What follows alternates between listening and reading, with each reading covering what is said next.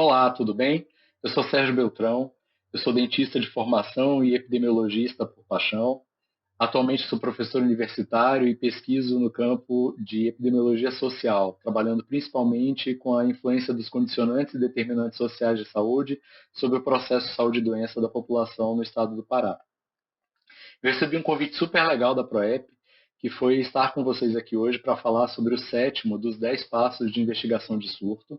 Fiquei muito feliz mesmo com esse convite, porque é uma oportunidade de trabalhar uma questão que eu gosto muito, que é a formulação de hipóteses, refinamento e teste de hipóteses, e é uma área que eu trabalho, que eu gosto bastante, e eu espero poder colaborar com vocês nesse momento, trazendo um pouco da minha vivência, algum referencial teórico, mas principalmente instigando a curiosidade de vocês para esse campo que é tão legal, tão fantástico e tão necessário diante da situação em que a gente vive, né? Uma situação de pandemia e com várias outras doenças emergentes acontecendo no nosso país. Falando em ProEP, eu sou associado da ProEP já tem alguns anos, voluntário nessas iniciativas num contexto um pouco mais recente do que como associado, e eu queria falar para vocês que a ProEP está de braços abertos para receber mais associados que queiram se desenvolver nos conhecimentos da epidemiologia de campo, epidemiologia social e vários outros componentes da vigilância em saúde. A ProEP tem hoje um grupo de associados muito legal, muito diversificado, pessoas com experiências gigantescas, que vem construindo vários cursos que estão disponíveis para os associados na nossa área do EAD, né? Então você entra no site, tem uma área de ensino à distância, e lá você pode realizar uma série de cursos que vão completar a sua formação. Fica o convite para quem está curioso, queira conhecer um pouco melhor o nosso site, para visitar lá www.proep.org.br e verificar um pouquinho sobre as nossas áreas de atuação, as nossas experiências e quem quiser, logicamente, fica o convite também para integrar esse nosso grupo. Tá bom? Sobre o dia de hoje, a gente vai falar sobre o sétimo passo. E esse sétimo passo ele tem uma particularidade interessantíssima. Vocês devem ter percebido que a investigação de surtos ele é um processo bem desenhado, passo a passo mesmo. Né? Ele é bem estabelecido, claramente bem estabelecido, bem tranquilo, tá? Até se você pensar no encadeamento das ideias. Mas o sétimo passo ele tem uma característica muito interessante. Ele se aproxima muito do oitavo, que é o próximo, sem se desprender completamente do sexto, que foi o anterior, lógico. A própria Pia MacDonald, que é a autora do livro que, de alguma forma, nos ajuda a construir essa metodologia dos 10 passos que a ProEP defende, ela, no capítulo em que trata esses passos, ela junta tudo num capítulo só. É o sexto capítulo da versão mais atual do livro dela. E é interessante porque ela coloca exatamente como você formula, como você refina e como você testa as suas hipóteses dentro de um pacote só, fazendo um diálogo com alguns passos anteriores. Então, quando eu pensei, meu Deus, como é que eu vou construir uma apresentação sobre o sétimo passo depois da aula que a gente teve com a Maria Cristina na semana passada, que foi uma aula tão fantástica, né? Uma pessoa tão querida. O que eu vou falar de diferente? O que eu vou trazer para as pessoas que estão acompanhando essa iniciativa da ProEP, que de alguma forma agregue valor para a formação das pessoas. E aí eu pensei em construir esse bate-papo com vocês como uma espécie de ponte entre o sexto e o oitavo. Basicamente é isso que o sétimo passo faz. Uma ponte entre o momento em que você começa a criar hipóteses e que você vai fazer uma série de estudos epidemiológicos para validar ou para refutar essas hipóteses. Então, o teste de hipóteses faz parte desse movimento todinho que a gente já começou a trabalhar na semana passada e que vai continuar trabalhando na próxima semana. No dia de hoje, o que eu quero propor para vocês? Que a gente revise como é que se constroem as hipóteses, então eu vou relembrar um pouquinho das coisas que Maria Cristina falou, vamos entender um pouco sobre esses testes de hipótese e, de alguma maneira, antecipar o que vocês vão ver na semana que vem, que vai falar sobre, aprofundar um pouco mais sobre os modelos de epidemiologia analítica na interpretação dos resultados e dos achados desse teste de hipótese que a gente vai falar sobre hoje. Não sei se vocês já perceberam isso, ou se vocês já viram em algum lugar, ou se já viram, eu quero lembrar isso para vocês, qual é o trabalho essencial do epidemiologista de campo. Quando você pensa num epidemiologista de campo, você espera que ele seja um profissional capaz de utilizar toda aquela informação que ele captou em campo, né, na literatura, nos laboratórios, enfim, no campo como um todo, né, no universo, para construir uma narrativa que seja coerente com o que aconteceu naquele evento adverso. naquele surto. Ou seja, que ele seja um profissional capaz de contar a história do que aconteceu e de como aquilo ali aconteceu. Basicamente, esse é o trabalho do epidemiologista de campo.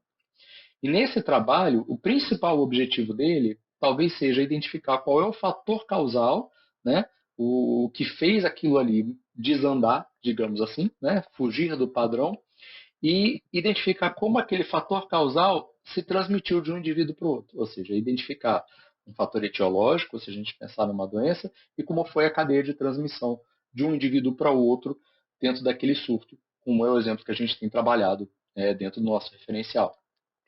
Nesse processo de identificação do fator causal e da cadeia de transmissão, a formulação e o teste de hipóteses é um elemento crítico para o sucesso. Por quê?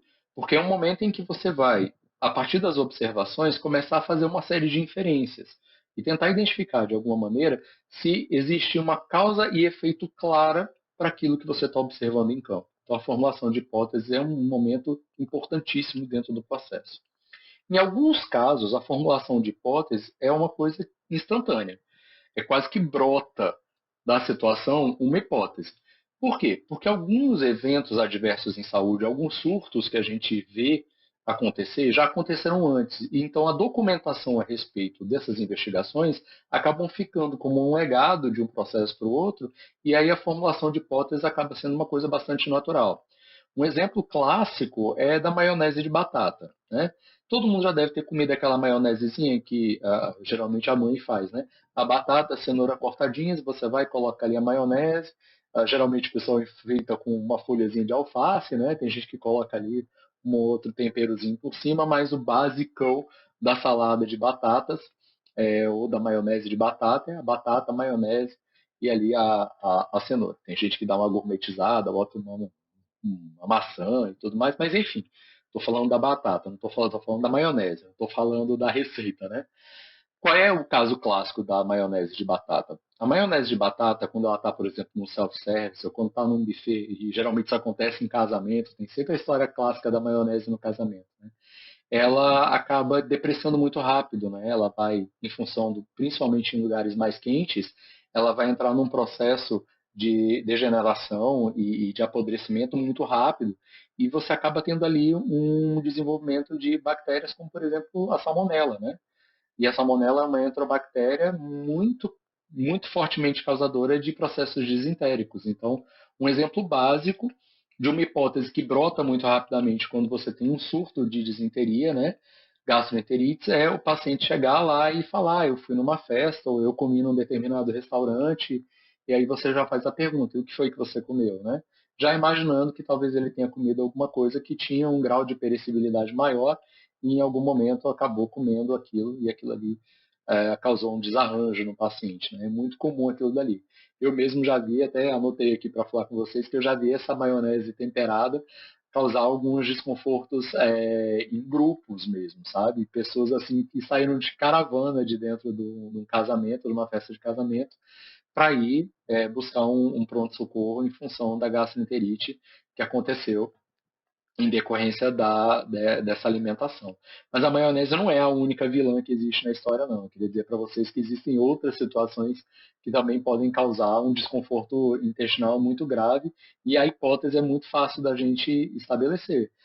Quem frequenta a praia sabe que de vez em quando passa ali um vendedor de camarão, um vendedor de ostra, né? E, infelizmente, aquilo ali não está condicionado de uma maneira adequada e pode, sim, de alguma maneira, causar um certo desconforto intestinal em função de alguma contaminação. Então, muito cuidado da próxima vez que vocês forem para a praia, passar aquele vendedorzinho com a ostra oferecendo para você e dizendo que, não, vem cá, come essa ostra porque ela é extremamente afrodisíaca. Pode ser que ela já esteja vencida e aquilo ali vai causar um problema maior para você. E você que pensou que ia namorar bastante no fim de semana vai fazer coisas bem menos agradáveis do que conviver com teu namorado, com a tua namorada. Então, muito cuidado com o que você come fora do contexto, né? Nessas situações que são bastante comuns, infelizmente, acontecem muito mais do que nós gostaríamos que acontecesse, a hipótese ela nasce muito rápido, né? Muito fácil você identificar a hipótese, porque acontece uma sucessão de casos tão grande que a gente acaba já identificando qual é o fator etiológico, como é que foi que aconteceu aquela contaminação e muito rapidamente consegue fazer um atendimento para aquele paciente, para aquela comunidade e reverter as consequências dessa infecção intestinal. Mas em outras situações que são mais incomuns, a formulação de hipóteses ela ganha um valor importantíssimo. Eu vou dar um exemplo muito interessante aqui do Pará. A gente tem mais de 110 anos da descrição da doença de Chagas. Então, uma doença que basicamente todo profissional da área da saúde conhece muito bem, né? E a doença de Chagas, ela sempre aconteceu, né? Mais de 100 anos descrita. Durante muito tempo da história da doença de Chagas, a maioria das transmissões elas eram feitas vetoriais, ou seja, era aquela questão do barbeiro que vai lá e pica e o indivíduo coça, aquele ciclo natural da doença que a gente já conhece. Num contexto mais recente, a transmissão vetorial da doença de Chagas, ela perdeu força e no estado do Pará ganhou muita força uma transmissão oral, via ingesta de alimento contaminado. E o principal alimento contaminado que a população paraense acaba ingerindo, em que algumas situações pode causar a doença de Chagas, é a polpa do açaí. O açaí que hoje se vende no mundo inteiro, e o Pará é um dos principais produtores, ele pode sim, infelizmente, estar contaminado pelas fezes do triatoma. Aí você imagina, meu Deus, mas como é que isso acontece? É, o açaí sempre se tomou aqui, né? O açaí é muito mais antigo na tradição alimentar do paraense do que a própria doença de Chagas. Mas com o aumento da demanda pela coleta do açaí, pela venda do açaí, não só no mercado nacional, mas no mercado internacional, a forma de se extrair o açaí mudou bastante. E nesse processo, muitas vezes, quem faz a extração da polpa, que a gente chama aqui de batedor de açaí, não faz ela um processo de preparação, né, de tratamento prévio.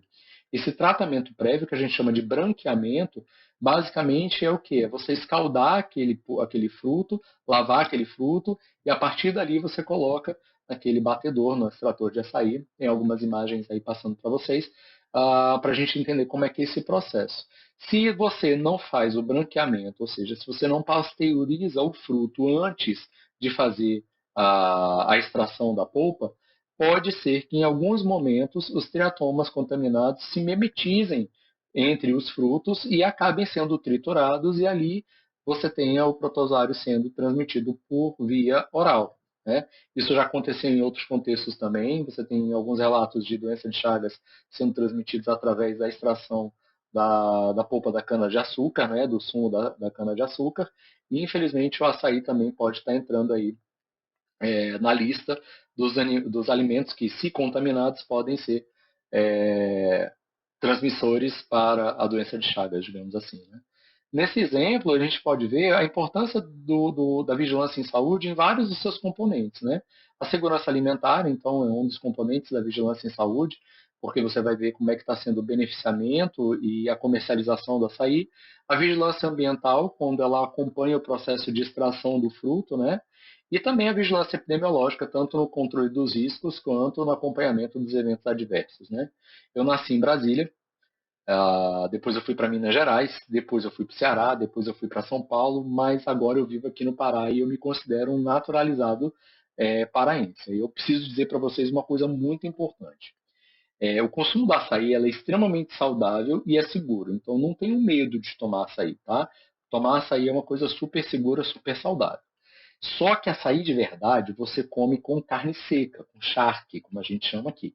Você não come açaí com granola, você não come açaí com morango, tá? Então, assim, se você comer açaí com granola, com morango, com banana, com leite condensado e passar mal, eu vou achar até bom. Por quê? Porque você está comendo errado. Da maneira que você comer açaí da maneira certa, que é com charque, com farinha, você vai ver como açaí é gostoso e nunca mais você vai comer diferente. Eu tenho certeza que você não vai passar mal. Pelo menos essa é a minha hipótese, né? Vamos voltar para o teste de hipótese, inclusive? A Maria Cristina disse para vocês que a formulação de boas hipóteses vai depender das informações que você tem. Lembra disso? E eu acho que quanto mais informações relevantes você conseguir coletar, muito provavelmente mais fortes vão ser as suas hipóteses. A coleta de informações relevantes vai depender muito da observação de alguns elementos que provavelmente você vai lembrar de já ter visto: tempo, lugar e pessoa. Esses três elementos eles foram a chave da aula da Verusca, que foi a quinta aula da nossa sequência de aulas. Quando a gente fala em tempo, lugar e pessoa, a gente está falando sobre entender melhor como é que é a realidade das pessoas dentro daquele processo epidemiológico. Ou seja, em que tempo eles estiveram sujeitos a determinada condição, aonde eles estavam, aonde eles estão, aonde eles moram e quem são essas pessoas. Então, entender essa tríade ela é extremamente importante para que você consiga, de alguma maneira, desenhar o que está acontecendo naquele momento. E esses três elementos eles são muito fortemente associados. É praticamente impossível você estabelecer uma linha cronológica sem falar sobre o local onde aqueles agravos estão acontecendo e sem imaginar quais são as pessoas que estão susceptíveis dentro daquele modelo. Né? É impossível você não ligar os outros dois. Se no tempo certo você consegue reconhecer a forma de viver das pessoas envolvidas diretamente na ocorrência daquele surto, fica muito mais fácil você compreender o que está acontecendo naquela comunidade. E aí as hipóteses fortes vão ser baseadas naquilo que você viu que aconteceu, naquilo que você percebeu que aconteceu naquele momento, que de alguma maneira modificou a forma daquelas pessoas viverem. Essa é a base, inclusive, da epidemiologia social, que é o meu campo de trabalho. E isso dialoga diretamente com um conhecimento que muito provavelmente você deve ter visto no início da sua graduação, porque é a base praticamente da saúde coletiva, que é o diálogo entre os condicionantes e determinantes sociais de saúde. É o meu campo favorito para pesquisa, eu sou muito fã disso. Lá naquele livro da Pia MacDonald, que é a base do nosso trabalho, ela fala uma coisa muito interessante. Como ela junta tudo num capítulo só, ela fala que no momento de formulação, testes de hipóteses, você precisa entender o local, você precisa entender o tempo e você precisa entender as pessoas. Ou seja, tempo, lugar e pessoas é uma coisa que você não pode deixar de entender. E depois que você entende tempo, lugar e pessoa, você coloca tudo junto. Ela literalmente usa a expressão put all together, ou seja, você junta tudo, você bota tudo junto, porque esses três elementos podem ser entendidos em separados, mas a melhor interpretação sempre vai vir junta, né? Sempre vai juntar esses três elementos. Daí, para o teste de hipóteses, você vai ter que se basear nas informações que vocês coletaram, né? É importante você fazer essa coleta com base em conhecimento científico. Um bom epidemiologista, necessariamente, é aquele indivíduo que vai estudar, vai ter um entendimento muito bom sobre doenças parasitárias, sobre patologia, sobre imunologia. Ele vai conhecer um tanto sobre entomologia, sobre microbiologia, sobre farmacologia e tantas outras logias, a depender muito da formação da equipe dele, porque sempre vai ser uma equipe interdisciplinar, multidisciplinar, nunca vai ser somente formada por veterinários, somente formada por epidemiologistas, né? Esse caráter multidisciplinar é muito importante para que você tenha boas hipóteses e consiga testá-las de maneira adequada. Mas, em resumo, para um bom teste de hipóteses, você vai precisar agregar um conhecimento científico relevante e saber utilizar ele muito bem em momentos da sua vivência, em momentos de campo, e para isso é importante você ter uma equipe que seja bastante diversificada. O resultado desse conhecer em loco o que está acontecendo, a forma de viver daquela população, como é que aquelas pessoas se relacionam dentro daquele local onde elas estão, né? É importantíssimo para que você consiga fazer um bom inquérito, ou seja, você possa construir um bom questionário para ser aplicado àquelas pessoas, para de alguma maneira conseguir criar a sua narrativa sobre o que está acontecendo ali. Geralmente, você faz aquela observação sobre o modo de viver das pessoas, ouve os primeiros relatos a respeito do que está acontecendo ali, se você já não tem informações prévias, para já fazer um cruzamento de informações, e constrói um pequeno questionário para ser aplicado naquelas pessoas. Quem são as pessoas que você vai investigar quando você está refinando, testando as suas hipóteses? Geralmente você vai ver os pacientes, ou seja, as pessoas que de alguma maneira estiveram acometidas por aquela doença, aquele agravo, aquele evento adverso, parentes dessas pessoas que podem ter sido testemunhas do que aconteceu, que de alguma maneira talvez estivessem expostas, mas acabaram não adoecendo, por exemplo, se for o caso de uma doença, os profissionais que foram envolvidos no atendimento àquelas pessoas, num determinado momento em que elas foram afetadas, e as autoridades sanitárias. No mínimo, você vai investigar essas pessoas. Se for uma quantidade muito grande de pessoas, você não puder investigar todos, você precisa ver uma amostra dessas pessoas que tenha uma representatividade de forma que as respostas coletadas possam validar o conhecimento que você está tentando recuperar. Não dá para entrevistar todo mundo, mas eu vou pegar algumas pessoas que sejam representativas daquela situação para que as minhas conclusões sejam mais corretas possível, mais válidas possíveis, né?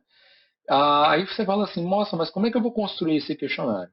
Depende muito do agravo que você estiver investigando. Se for, por exemplo, uma infecção intestinal, você tem milhares de exemplos na internet de questionários sobre infecções por via alimentar, por via hídrica, que você pode adaptar para a sua situação. O que você precisa entender é que os questionários eles têm que ser adaptados para a sua realidade, porque aí você vai ter sempre variações de lugar para lugar, senão seria uma receita de bolo e não uma investigação, concorda? Então você tem que fazer uma apropriação daquela informação que você está tendo, e você precisa construir um questionário que ele seja facilmente entendível e curto. Não adianta fazer um questionário muito grande e nem fazer um questionário baseado num conhecimento muito complexo que a pessoa que você vai entrevistar não consiga te entender. Então você precisa fazer alguma coisa que seja extremamente fácil de ser aplicada e precisa. Existe até uma expressão que se utiliza muito, que é o questionário tipo shotgun, ou seja, tipo a um tiro de arma de fogo. Tem que ser rápido e tem que ser preciso. Né? Então, o seu questionário basicamente tem que ser alguma coisa bastante sintética e bem específica. Quando você termina as visitas de campo e você já fez as entrevistas, é hora de você sentar e analisar os achados que você fez. Como eu disse, essa fase ela acaba sendo muito mais rápida, muito mais fluida, se você já tem conhecimento agregado, ou seja, se de alguma maneira você já trabalha com vigilância, você já viu algumas situações, você já viveu alguns inquéritos, algumas investigações, isso acaba facilitando um tanto o seu trabalho, ou se você se mantém atualizado, se você estuda constantemente, isso é importantíssimo. Mas independente disso, existe uma questão que é um diferencial importantíssimo para você levar para a sua vida como epidemiologista. Você precisa desenvolver a capacidade de observar o não óbvio. Muitas informações não são tão claras assim. Você não consegue captar na hora das primeiras visitas, durante as entrevistas. O não óbvio é importantíssimo também. O que é o não óbvio, Sérgio? O que você está chamando? É, por exemplo, como é que é feita a cadeia de distribuição de alimentos? Né? Da onde é que vem a comida dessas pessoas? Porque, de repente, a contaminação não aconteceu ali, aconteceu antes. Como é que é o sistema logístico para aquelas pessoas? Como é que elas se utilizam dos transportes para viver? Né? É fácil para elas chegarem na comunidade? Elas saem da mesma maneira? Elas chegam sempre? Como é que é o ir e vir daquela pessoa na população, daquela população naquele lugar? Como é que são as condições sanitárias daquelas pessoas, né? Como é que é o esgotamento, como é que é o acesso à água potável, que talvez a pessoa não entenda que ela está vivendo num estado de precariedade. Então é importante você ter um conhecimento para entender, para além da interpretação do indivíduo, como é que deveria ser o acesso dele a determinados bens de consumo que vão impactar na saúde deles, né? Ou seja, esse olhar aprimorado, né, que a gente chama do não óbvio, é a capacidade de ver tudo aquilo que pode diferenciar os indivíduos que foram afetados dos indivíduos que não foram afetados, tendo passado pelo mesmo processo de exposição. Né? Porque você vai saber ali que tem várias pessoas que comeram a maionese, algumas passaram mal e outras não. O que foi que aconteceu? Né? Será que é mesmo maionese? Pegando aquele exemplo que a gente falou lá atrás. Então, prestar atenção no não óbvio é muito importante, certo? Depois que você tem, né, se você tiver tido, na verdade, uma visão correta sobre o que foi que aconteceu naquele lugar ali, e se você conseguiu extrair informações corretas a respeito do inquérito, muito provavelmente você está no caminho correto para identificar qual é o agente etiológico, o fator causal daquele surto, né? E também vai conseguir identificar como é que se dá a cadeia de transmissão. Nesse momento, você muito provavelmente já está chegando no final do processo. Se você ainda tem alguma dúvida, é a hora de você começar a caminhar para o oitavo passo da investigação de surtos, que eu logicamente não vou entrar em detalhes agora, porque são cenas do próximo capítulo e eu não sou de dar spoilers, né? Vocês vão ter que aguentar uma semana para pensar um pouquinho nisso. Mas ainda dentro do nosso teste, antes de você chegar nessa fase de refinar e utilizar alguns estudos adicionais, você ainda pode lançar mão, por exemplo, de exames laboratoriais. E aí existe uma infinidade de exames laboratórios que podem ser utilizados. Você pode usar cultura de urina, parasitológico de fezes, antibiograma. Então, assim, A depender da situação, tem uma série de exames que podem ser feitos que, de alguma maneira, vão ajudar você a testar suas hipóteses. E aí vem a importância de você ter uma equipe multidisciplinar, porque, enfim, é humanamente impossível você conhecer todos os campos, todos os exames. A questão dos exames complementares ela é importantíssima, por quê? Porque, de fato, ela vai te dar alguns achados que muitas vezes são, assim, situação quase que sine qua non para você fechar a sua história, né? Só que você tem que entender que, em alguns contextos, o acesso a esses exames ele vai ser extremamente restrito. Porque eles podem ter um alto custo, eles podem depender de alta tecnologia que você não vai ter disponível na hora. Então, utilize os exames complementares como uma forma de fato, complementar aquilo que você está investigando. Não dependa deles, porque se você for depender de exames complementares, muito provavelmente as suas investigações vão ser caríssimas, vão demorar mais tempo do que elas podem demorar e podem causar ali um gasto excessivo para quem está patrocinando essa iniciativa, seja o poder público ou seja uma iniciativa privada que de alguma forma participa da vigilância em saúde da tua população. Né? Aí depois que você consegue, de alguma maneira, fechar aquilo dali, talvez seja a hora de você apresentar o que vai ser bem trabalhado no próximo, na próxima aula, que são os estudos epidemiológicos, aqueles estudos epidemiológicos padronizados, né? Ou seja, se você tem uma condição que ela é endêmica, tipo, por exemplo, a doença de Chagas, e de repente você tem um surto, um aumento abrupto de casos, muito provavelmente você vai precisar utilizar algum estudo de prevalência e de incidência para entender melhor o que está acontecendo com aquela população. Se você já tem uma outra situação em que você tem pessoas sintomáticas e pessoas assintomáticas dentro da mesma comunidade, talvez você vá utilizar um modelo mais aproximado de caso de controle. Se você tem recurso, tem condições de fazer uma coisa ampliada, você vai passar do caso de controle para uma coorte. Tudo vai depender também do tempo que você tem e dos recursos que você tem. Mas você pode utilizar as bases metodológicas dos estudos epidemiológicos também dentro do contexto da investigação de surtos para ampliar o seu entendimento sobre aquela situação. Provavelmente você entendeu que eu estou falando sobre questões muito relacionadas à bioestatística. Aí eu queria dizer para vocês que é verdade, eu estou falando sim sobre bioestatística. O epidemiologista é um cara que minimamente entende bem de epidemiologia, de bioestatística. Ele pode não ser um expert em bioestatística, isso é natural. Eu mesmo, por exemplo, não sou nenhum expert em bioestatística, não. Mas uma boa noção sobre bioestatística é indispensável. Aí eu digo para você, com tranquilidade, do fundo do meu coração, se você não teve o prazer de ter um bom professor de bioestatística, se você, quando ouviu falar em bioestatística, já começou a imaginar na sua cabeça, ai meu Deus, então a epidemiologia não é para mim, porque eu detesto a epidemiologia, eu faço um convite para você, se permita conhecer a bioestatística a partir do ponto de vista de alguém que gosta de bioestatística. A relação entre estar vivo e os números, ela é altíssima, ela é fortíssima. E quando você pega uma pessoa que gosta de bioestatística para poder te ensinar, eu tenho certeza que você vai aprender um monte de coisa e vai gostar bastante disso. Professor, mas onde é que eu vou encontrar alguém que gosta de bioestatística para poder me explicar? Vou te dar uma dica importante, tá?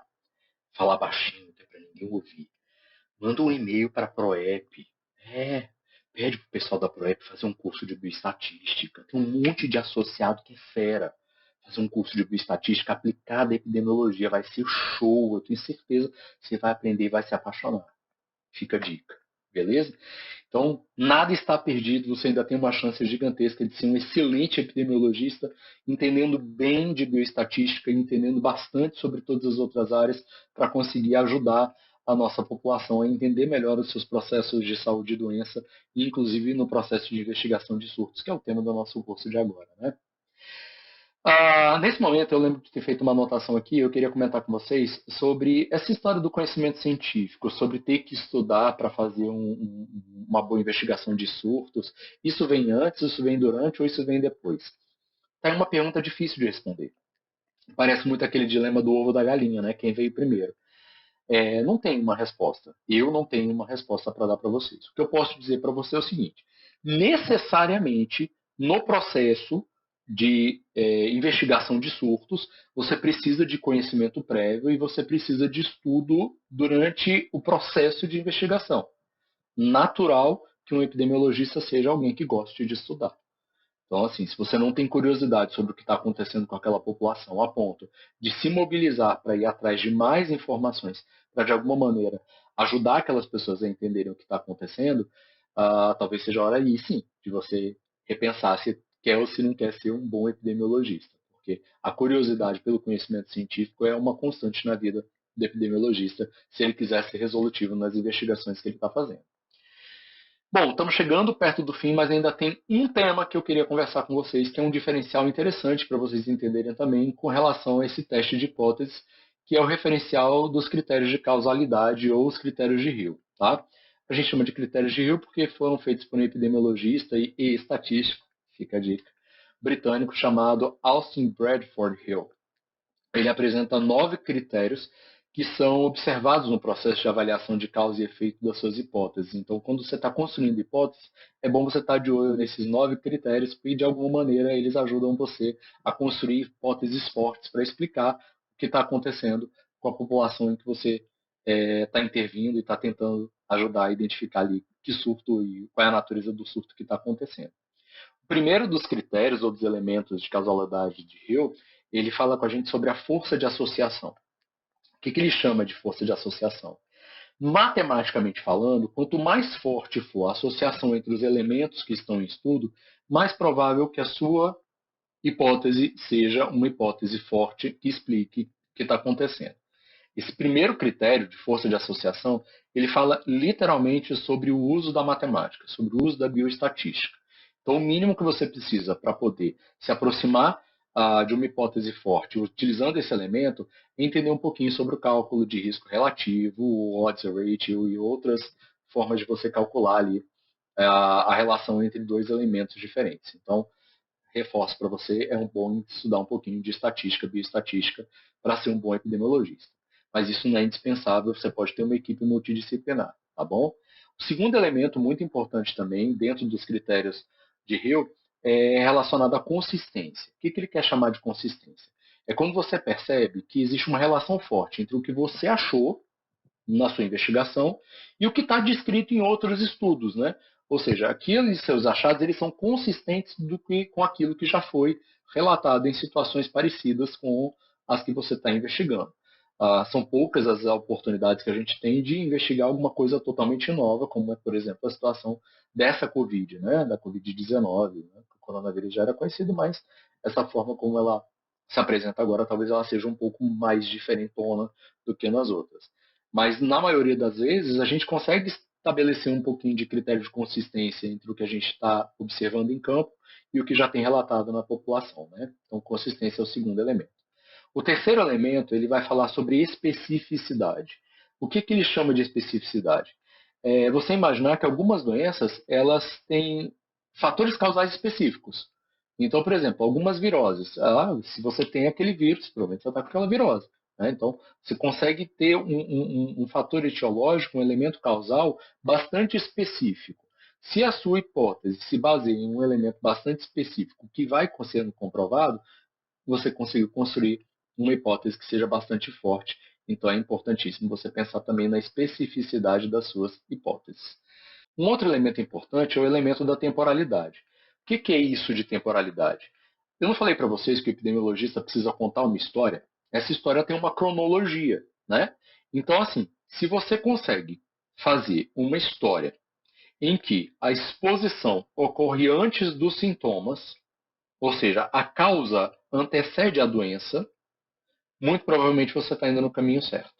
Sérgio, mas isso é meio óbvio, né? É meio óbvio, mas talvez não fosse tão óbvio em outros contextos, né? Você precisa entender que a sua história ela tem começo, meio e fim, digamos assim. Então você pensar primeiro nas causas, ou contar primeiro as causas para depois falar sobre as consequências, faz parte desse processo de causa e efeito que a temporalidade vai defender quando a gente pensa nos critérios de Hill. Uma outra questão super importante é você pensar que durante a sua formulação de hipóteses, algumas condições vão ser o que a gente chama de dose dependentes. O que isso quer dizer? Que você não vai necessariamente, para todas as pessoas que tiveram exposição ao fator etiológico, ter confirmação de diagnóstico e desenvolvimento de doenças. Algumas pessoas podem ter sido mais expostas do que as outras e, em função disso, ter outras manifestações da doença que pessoas que tiveram menos exposição não vão ter. Então, você pensar na questão da dependência por dose, né? para a pessoa estar positivada ou não para uma doença é muito importante também. Então, considere que nem toda exposição automaticamente vai se converter em doença ou em agravo, a depender do que você está investigando, né? Um outro elemento muito importante dentro da causalidade de Hill é você pensar na questão da plausibilidade biológica. O que é isso de plausibilidade biológica? É um elemento para você construir a sua hipótese pensando no conhecimento científico atualizado. Isso que eu estou criando como hipótese tem algum suporte no conhecimento científico que a gente já tem, né?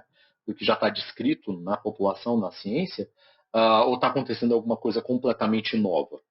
Não é impossível acontecer algo novo, não, tá? Mas é mais interessante você começar a sua construção de hipóteses pensando em alguma coisa que já aconteceu ou algo que já foi descrito do que tentar pensar em alguma coisa totalmente nova.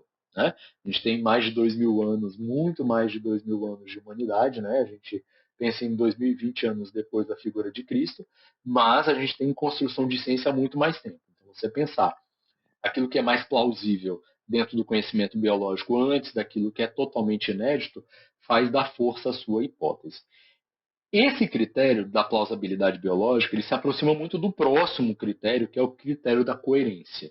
O critério da coerência ele vai falar mais especificamente sobre as suas hipóteses seguirem o paradigma científico atual. Então, quando a gente fala de coerência, a gente está falando sim sobre atualização científica, algo que se aproxima bastante da plausibilidade, mas talvez se diferencie porque a gente está falando sobre um aspecto mais macro da ciência do que sobre aspectos eminentemente biológicos, certo? No final das contas, a gente tem mais dois critérios. Está chegando no fim, calma. O próximo critério que eu quero apresentar para vocês é o critério das hipóteses fortalecidas por evidências experimentais. É aquela hora que você vai fazer o seu teste de hipóteses tentando fazer uma modificação na situação em que a doença acontece. Lembra quando eu falei com vocês sobre o conhecimento dos determinantes e dos condicionantes sociais de saúde? Que é importante de alguma maneira você entender o modo de viver, o modo de se relacionar, o modo de se alimentar, o modo de ter lazer daquela população, é o local onde aquelas pessoas existem. Ainda mais uma vez falando sobre tempo, lugar e pessoa. Então, você experimentar as suas hipóteses, né? Se aplicar evidências experimentais dentro da sua hipótese é muito interessante. Por quê? Será que se eu mudar alguma coisa dentro daquela lógica, eu vou mudar o desfecho? Por exemplo, se eu suprimir determinado alimento, será que eu tenho um desfecho diferente? Se eu mudar a fonte de abastecimento de água, será que eu tenho um outro desfecho? Ou seja, experimentar trocas dos elementos que parecem estar envolvidos. E é uma forma de você testar se a sua hipótese tem ou não tem força, né? Então, algumas doenças que têm veiculação hídrica, se eu mudo a fonte de água, será que eu tenho um desfecho diferente? É uma forma de você testar se a sua hipótese está forte ou não dentro desse caminho. E por último, mas não menos importante, a gente pode falar também sobre, dentro dos critérios de Hill, sobre a possibilidade de você criar analogias. Ou seja, você utilizar conhecimentos de outras doenças para testar como é que está o desenvolvimento dessa doença na sua comunidade. Então, se eu tenho uma doença que parece ser de origem respiratória viral. E eu conheço outras doenças respiratórias virais que acompanham outras comunidades. Será que eu, empreendendo algumas mudanças de hábitos, por exemplo, higiênicos, eu consigo mudar o desfecho da doença naquela população? Fazer analogias entre doenças que parecem ser parecidas com aquela que você está investigando é uma forma de você testar se a sua hipótese é ou não é uma hipótese forte para explicar o que está acontecendo dentro daquele surto que a gente está investigando. Bom, era isso daí que eu tinha para conversar com vocês. Muito obrigado pela atenção de todos. Espero ter colaborado de alguma maneira com a formação de vocês. Espero ter instigado um pouco da curiosidade de vocês para esse campo todo. Espero não ter assustado vocês com a história do açaí. Queria dizer, vou reforçar, açaí é seguro, açaí é gostoso. Minha dica, comam açaí com charque, com carne seca, não sei como é que chama na região de vocês. Experimentem açaí de outras formas, é muito mais gostoso do que açaí com banana.